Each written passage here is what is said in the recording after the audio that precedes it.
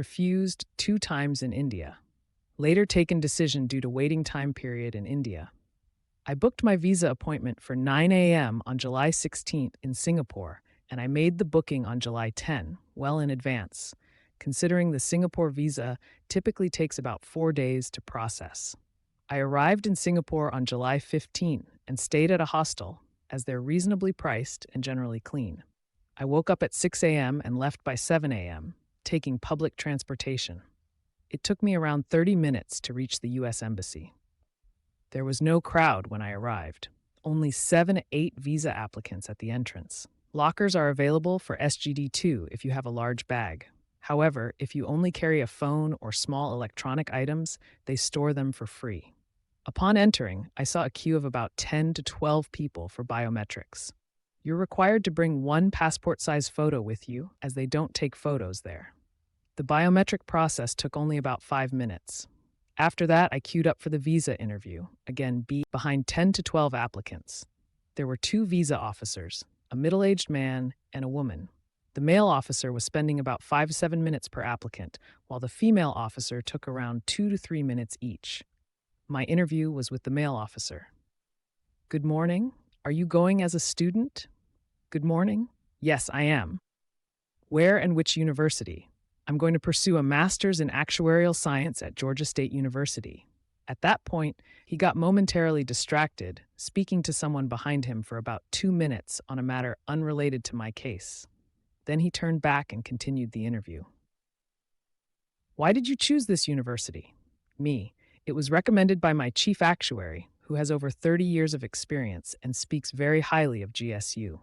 The program's curriculum aligns with the Society of Actuaries pathway, which is exactly the professional route I'm pursuing.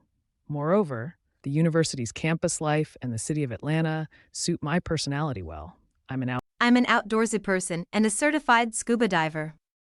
Atlanta offers a lot of green spaces and outdoor activities.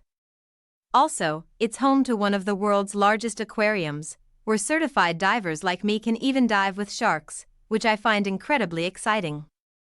I believe GSU and the city will provide the right balance between academic focus and an active lifestyle. VO, interesting. So you were working in the Cayman Islands. For how long? Me, I worked there for about 1.5 years.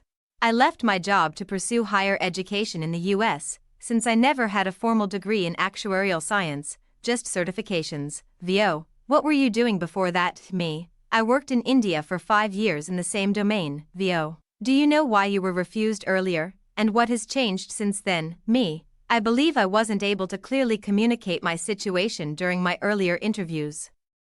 But this time, things are different. I've been accepted by GSU and have received a scholarship covering 96% of my tuition fees. VO, you applied for a different course earlier. Why the change? Me, yes, previously I applied for a master's in data analytics because, given my actuarial background, I knew there was considerable overlap between the two fields, both involve working extensively with data. However, after the rejection, I took some time to reflect and decided to fully commit to a program that aligns directly with my long-term professional goals. Also, GSU offers electives in data analytics, so I'll be able to strengthen my skills in both areas. It's really the best of both worlds for me. Throughout the conversation, he was typing. After my last response, he typed for another minute or two and then said, VO, I'm keeping your passport. Make sure your social media accounts are public.